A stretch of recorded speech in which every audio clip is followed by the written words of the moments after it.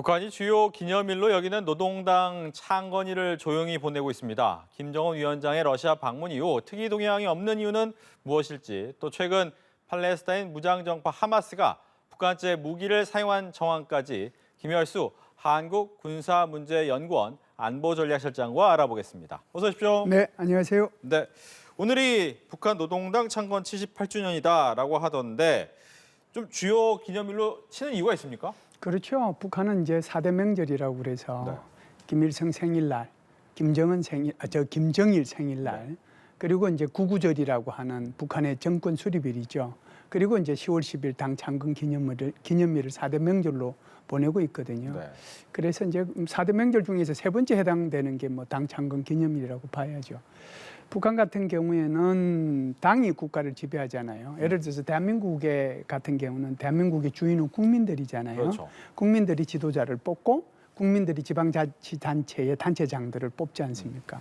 마음에 안 들면 새로 바꾸고. 네. 그러니까 이제 국민이 이제 주인인데 북한 같은 경우에는 공산당이잖아요. 이게 당이 주인이에요. 그래서 공산당이 국가를 지배하는 거고 거기도 내각은 다 있어요. 그 내각은 당이 결심하고 결정한 것을 내각은 집행하는 집행기구에 불과한 거예요.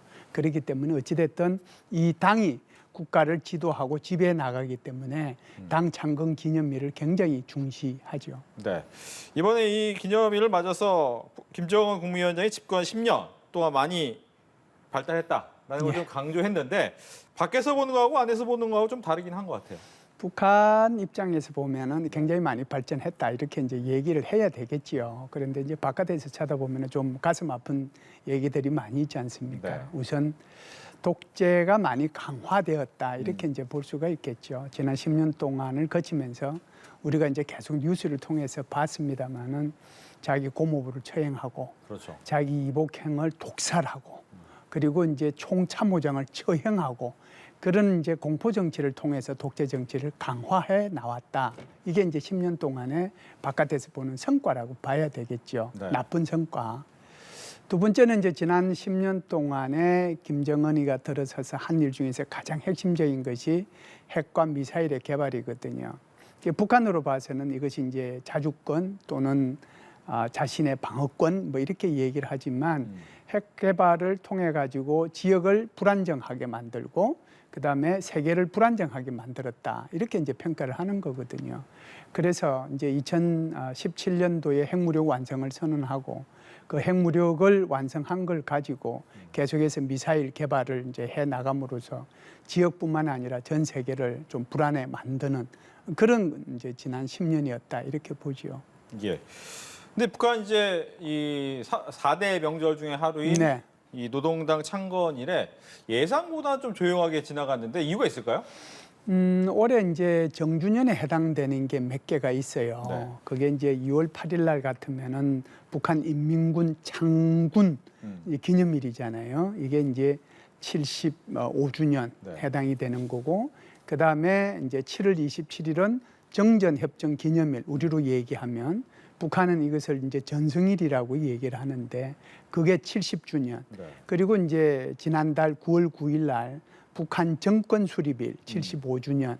그러면 이게 다 정주년이잖아요. 네. 75주년 두 번, 70주년 한 번.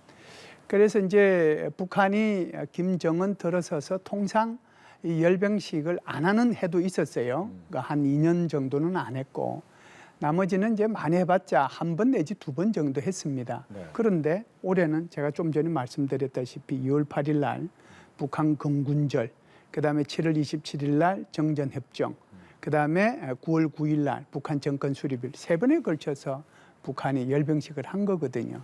그런데 이제 이번에 그 당 창건 기념일은 78주년이잖아요. 이게 이제 꺾어지는 해가 아니지 않습니까? 네. 그렇기 때문에 아마 이번에는 좀 조용히, 그럼에도 불구하고 뭐 뭔가 축포 형식이 좀 필요해서 네. 뭔가 할 것 같았는데 아직까지는 조용히 넘어가는 것 같습니다. 예. 그 뭐 축포라고 할 만한 것이 보통 이제 정찰 위성 얘기 그렇죠. 많이 했잖아요. 그렇죠. 두 번 네. 실패했는데 10월 달, 이번 네네. 달 안에 세 번째 쏠 거다라고 해서 아마 오늘 아니겠느냐라고 예. 얘기를 했는데 아니네요. 그렇죠. 북한이 이제 5월 31일 날 1차로 쏴서 이제 실패를 했고, 그다음에 8월 24일 날 두 번째 이제 발사해서 실패를 했잖아요.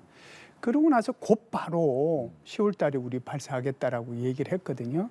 그러면은 이제 10월 달에 이제 북한의 정치 일정이 뭐가 있는지를 통상 이제 저희 같으면은 생각하잖아요. 네. 아, 그러면은 10월 10일이 있겠구나. 그러면 10월 10일 날 앞에 쏘겠네.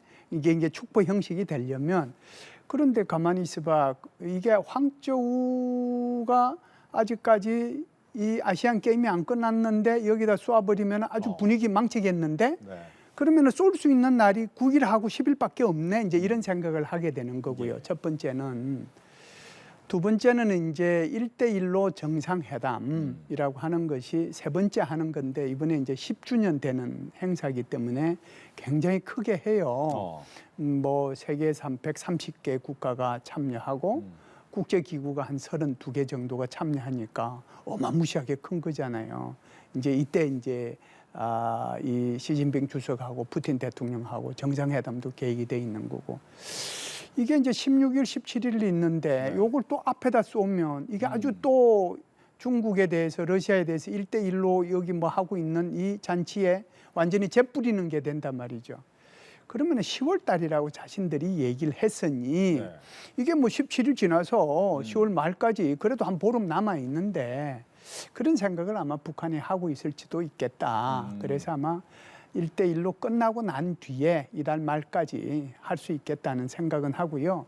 그만큼 북한이 2차 실패하고 난 뒤에 10월 달에 할 수 있다라고 얘기했다는 것은 2차 실패했던 것이 3단계에서 비상폭발 장치에 문제가 있었던 거거든요. 북한이 생각할 때 이것은 금방 극복할 수 있다라고 자신들이 본 거죠. 그렇기 때문에 곧 이제 3차 이제 발사를 하겠다라고 얘기를 했는데, 제가 볼 때는 아마 10월 달에 3차 발사는 하지 않겠는가라고 생각은 합니다. 네. 말씀하신 것처럼 이제 약간의 문제점만 고치면 발사를 성공할 것이다라고 생각은 네네. 했지만 실질적으로 그러지 않을 수도 있기 때문에 러시아한테 기술을 좀 받아오는데 시간이 필요한 것은 아닌가라는 생각도 드는데, 좀 시간 걸려서 잘 쏘고 싶다는 생각도 하지 않을까요? 우선 두 번째 거부터 말씀을 드리면 지금 북한 과학자들은 굉장히 얼어 있을 겁니다. 왜 그러냐면은 3차 이제 발사까지 했는데 이거 실패하면 이거는 김정은 리더십의 결정타를 때리는 거거든요. 네. 절대로 실패해서는 안 되는 거란 말이죠. 그렇기 때문에 아마 지난 9월 13일 날 푸틴 대통령하고 김정은하고 만났을 때 이거 인공위성 발사하는 거 이거 좀 도와주겠다 그 얘기 했거든요. 네. 그러면은 이제 저는 두 가지 차원에서 이 문제를 보는데, 하나는 소위 말하는 발사체의 문제가 있고, 두 번째는 탑재체의 문제, 이 두 개를 분리할 필요가 있어요. 발사체의 문제는 제가 볼 때는 큰 문제가 안 됩니다. 왜 그러냐면 북한은 2012년도 12월 달에 발사해서 성공했죠. 네. 2016년도 2월 달에도 발사해서 성공한 경험을 가지고 있어요.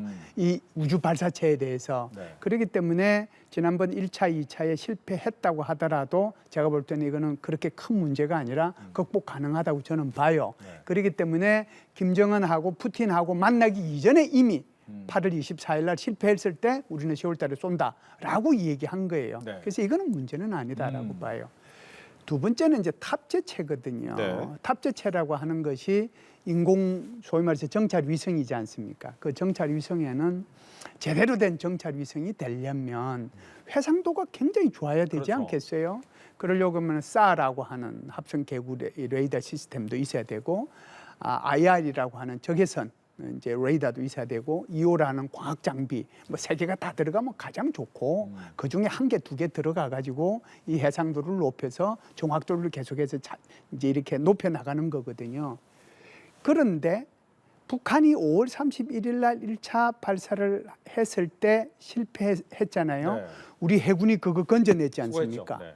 수거했을 때 앞에 있는 탑재체도 다 수거했거든요.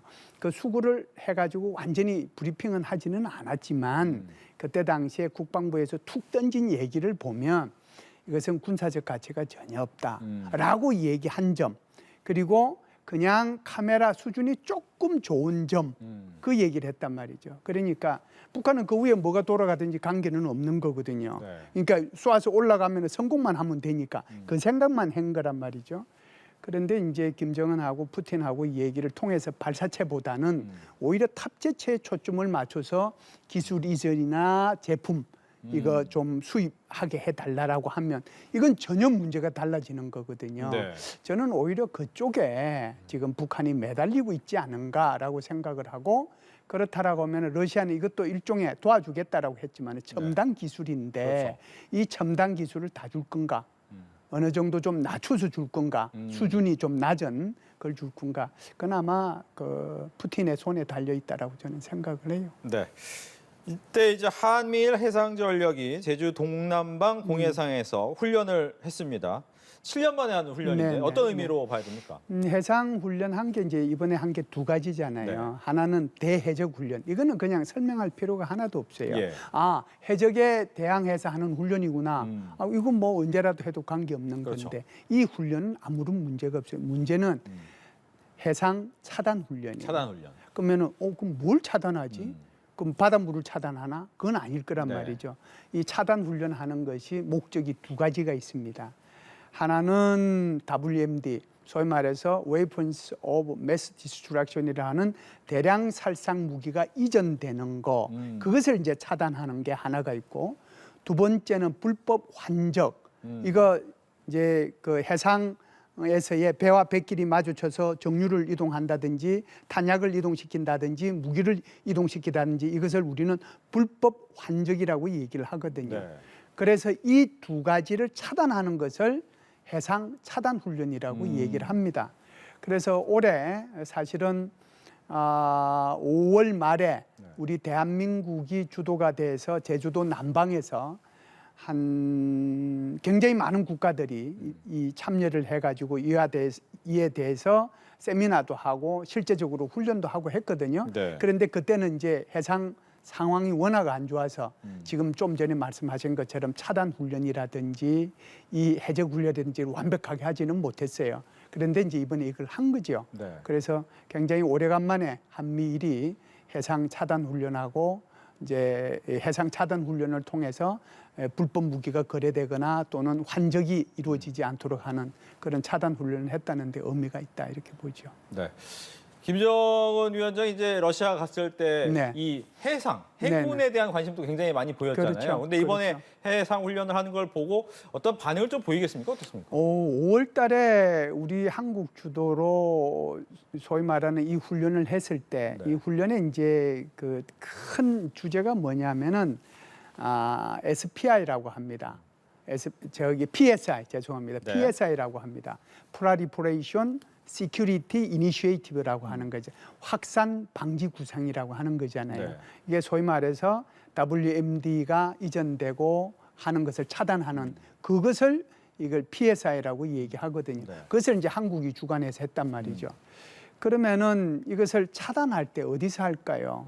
공해상에서 소위 말해서 이제 특수팀들이 가고 하늘에서 무슨 헬기가 내려오고 뭐 이제 이게 무전을 통해 가지고 다 확인해 주면은 고속정이 가서 올라가고 그래 가지고 내부에 이 WMD가 있는지 없는지 보고 하는 그런 것을 하는 거잖아요.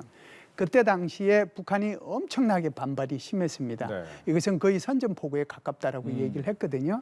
그렇기 때문에 이번에 이제 훈련을 했고 네. 게다가 이제 훈련에 가장 우리도 이제 이지삼이 참여하고 일본도 이지삼이 참여했지만은 미국 같은 경우에는 5강습 훈련단의 5강습 상륙 전단의 핵심인 도널드 레이건 함이 참여를 했고 네. 이 도널드 레이건 함이 12일부터 16일까지 부산에 입항하게 되는 거거든요. 그러면 이게 이제 연계가 돼 있는 거잖아요.